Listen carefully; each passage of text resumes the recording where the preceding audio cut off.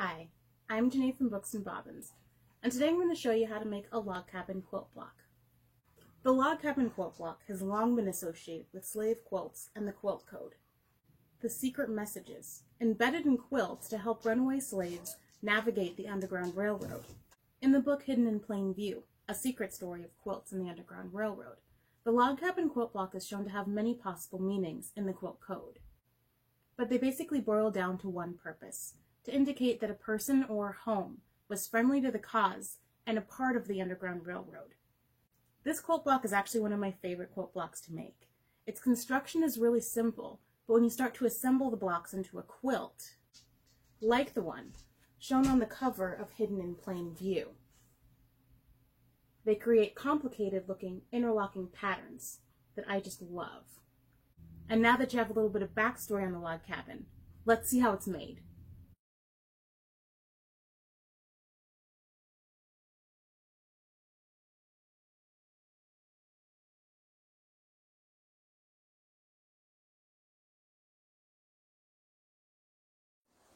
I chose to make use of a jelly wool, a set of fabric cut 2.5 inches wide and 42 to 44 inches long. I begin by cutting fabric strips into the necessary lengths. The key to making this block is to increase the length of the fabric pieces incrementally, as they build from the center out. Once I have all my pieces cut, I can arrange them into a square block and check out my design. Now let's get sewing. Again, the log cabin builds from center out, so I start with my smallest 2 squares and sew them together with 1/4 inch seams.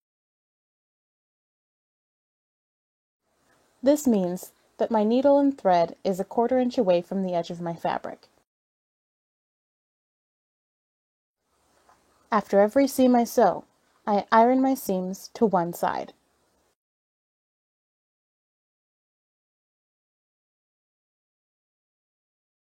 Next, I attach my first 4.5 inch long, the second shortest, fabric to the left side of my squares.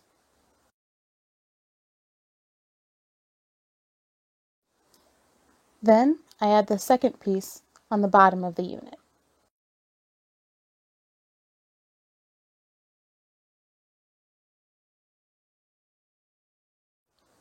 Next comes the 6.5 inch strips. The first goes on the right of my unit,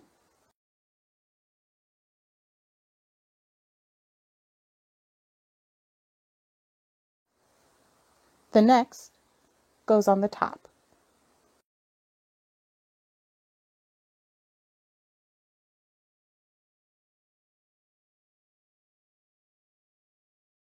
Now I add the 8.5 strip to the left,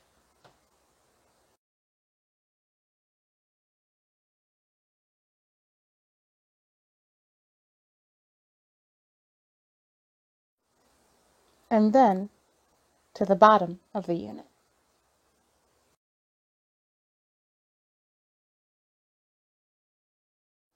Now I grab the 10.5 strips, adding the first to the right,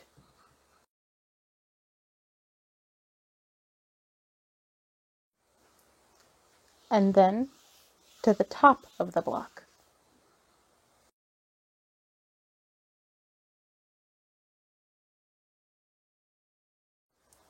Next come the 12.5 strips, one on the left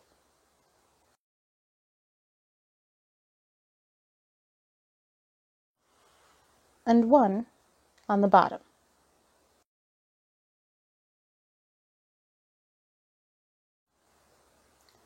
Then comes the final strip, 14.5 inches long, which goes on the right side of the unit to make it an even block. And now, the log cabin block is complete. Thank you so much for watching. I hope you enjoyed sewing the log cabin quilt block today. If you did, make sure to subscribe and check out more of my Hidden in Plain View quilt block tutorials.